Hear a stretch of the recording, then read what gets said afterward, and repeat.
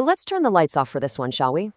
Today, we're taking a clinical descent into the anatomy of VR horror. We're going to walk through a ranked list of the absolute most effective, totally sleep-ruining horror experiences you can play on standalone VR right now. But before we even touch those rankings, we've got to establish the stakes here. Like, why does virtual reality horror fundamentally alter our neurological responses compared to, just sitting on your couch staring at a flat screen? Well, think about it. When a traditional horror game scares you, your brain still completely recognizes that little plastic controller in your hand. But in VR, that safety net is literally gone. The fear becomes entirely physiological. I mean, your heart rate spikes, cortisol just floods your system, and suddenly the monsters are sharing your actual physical space. Okay, so let's dive right into this. Why does it feel so incredibly real? Well, the main reason VR horror completely bypasses your logical brain is that it just completely erases the spatial boundary between you and the threat. In traditional gaming, peeking around a corner, right, that's just a button press. It's totally passive. But in VR, man, to see what is making that awful, raspy breathing sound at the end of the hallway, you have to physically lean your actual real-life head into the darkness. And it's exactly that physical action, that very real-world vulnerability, that bridges the gap between simulated danger and your absolute most primal instincts. Researchers and developers actually have a name for this phenomenon. They call it presence. Essentially, it's the neurological illusion of being physically inside a simulation. And once that presence is achieved, your body just stops passively observing and literally starts reacting. The research is super clear on this. Spatial audio in these environments forces your head to turn in genuine, unfiltered, primal fear. Like when a floorboard creaks behind you, you don't just pan a virtual camera with a thumbstick. No, you snap your own neck around.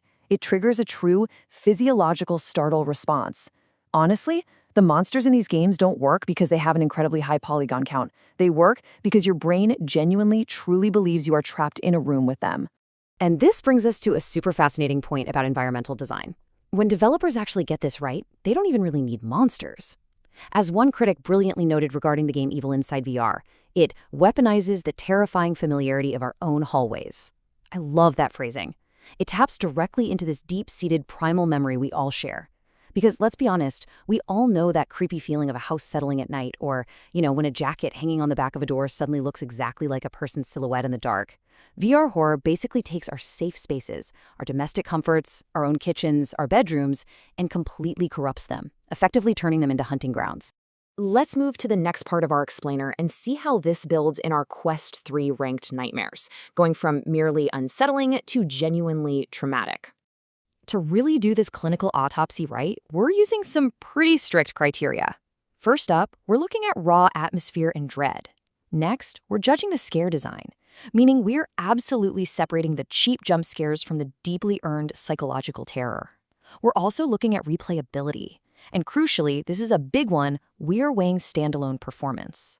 We're judging these games exactly as they run natively on the Quest 3's mobile processor, completely without the safety net of some massive, high-powered PC rig. Okay, so we start our descent at number 7 with a game called Ghost Town. Now, consider this our baseline. In Ghost Town, you play as a paranormal detective, and your job is dispelling hauntings to help spirits move on. It's actually a fantastic, highly atmospheric experience that is undeniably fascinating. But here's the thing. It's deliberately designed to be just barely unsettling. It really relies on telling a good ghost story rather than genuinely threatening your physical safety. So it makes for the perfect, gentle introduction before things get, well, much, much worse. Moving a bit deeper into the dark, at number 6, we've got Wraith the Oblivion Afterlife. And right below that, at number 5, Dread Halls. Now, Wraith plays a really interesting trick on you. You are the ghost. You're blending stealth with exploration to literally solve your own murder. It's cool.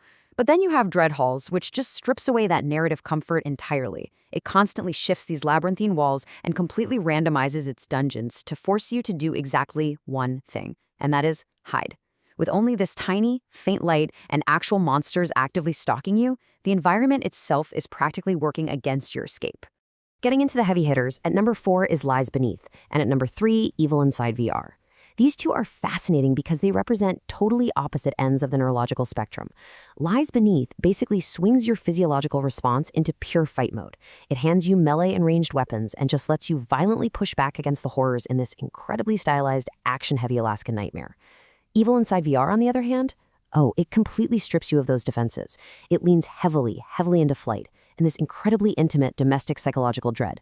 You're trapped inside a claustrophobic, corrupting family home, trying to piece together fragments of this dark history. It's the kind of game where the house itself literally feels like it's watching you. Which brings us to the absolute top tier. At number 2, we have Propagation, Paradise Hotel, and taking the number 1 spot, Madison VR. So Propagation pens you into these incredibly claustrophobic corridors inside a zombie-infested hotel, and it forces you to physically reload your weapon under real handshaking stress. But Madison VR? Wow, it is just uncompromising, traumatic, psychological pressure. It is widely regarded as one of the single most terrifying experiences in gaming, period. It forces you to inhabit these deeply unsettling, blood-soaked spaces that just dramatically amplify your sense of absolute vulnerability. Now, what's really interesting about all this is the brutal irony currently happening in the standalone VR market. Look at Madison VR. Mechanically, it is an absolute masterpiece of terror. But on the Quest 3, its standalone performance suffers horribly from low memory crashes, random freezes, and massive frame drops. It just pushes that mobile hardware way past its breaking point. Meanwhile, you've got games like Propagation and Lies Beneath that manage to deliver excellent, high-quality scares while remaining incredibly highly optimized. And then there's Evil Inside VR. Sure, it runs fine, but honestly, it kind of pads out its runtime with a lot of generic, pretty cheap jump scares. Which leads us perfectly into our next section, the anatomy of VR dread and the underlying design of fear. So we have to ask, what mechanically separates the games that literally traumatize you from the ones that, frankly, just annoy you? Well, it really comes down to restraint and sound design. Your mid-tier games, they often rely on generic tropes, like, a suddenly ringing phone, or throwing a flat 2D cutscene right in front of your face, which instantly breaks all immersion. But top-tier horror, that relies on something called controlled emptiness. We're talking distant creaks, very subtle electrical hums. They masterfully use spatial audio to constantly feed that creeping fear that something is standing just behind your left shoulder. The threat is always implied, never just thrown in your face. And this brilliantly illustrates why Madison VR, even with all those frustrating technical flaws we mentioned, is still an absolute masterclass in design. They use an instant camera in the game, but not just as a tool, it's essentially a weapon of interactivity. Think about it. You have to physically raise the camera to your face. You have to frame your shot in total pitch-black darkness. You take the picture, and then you literally have to physically shake the photo to develop it, just standing there, waiting to see what unseen horror you might have just illuminated. It actively forces the player to physically engage with their own vulnerability. It deliberately slows the pace to a crawl, making every single shutter click feel like this massive, terrifying risk. But here's the reality check. Pulling off those incredibly immersive mechanics is an absolute technical nightmare on standalone hardware. The Quest 3's mobile processor is basically constantly buckling under the weight of these developers' ambitions. Because to prevent motion sickness, VR has to render 2 high-resolution screens simultaneously at anywhere from 72 to 90 frames per second. So the very second you add real-time dynamic shadows into the mix, which, let's face it, are absolutely essential for a good horror atmosphere, the memory usage just spikes, and that causes the exact frame jutters and frustrating crashes we see in heavy ports like Madison. Because of these harsh hardware limits, really brilliant developers have started disguising their memory management as terrifying gameplay mechanics. It's so smart. Take the upcoming game Dark Trip, for example. To swap out heavy environmental assets without totally crashing the headset, they actually make the player take these experimental hallucinatory pills in-game. The whole environment shifts during the trip, which perfectly masks the loading screen. Or look at Propagation Paradise Hotel. They handle the hardware limits by deliberately penning players into these tiny, claustrophobic corridors and super tight kitchens. This drastically limits the rendering draw distance, but at the exact same time, it makes you feel utterly trapped. It is literally software optimization disguised as pure terror.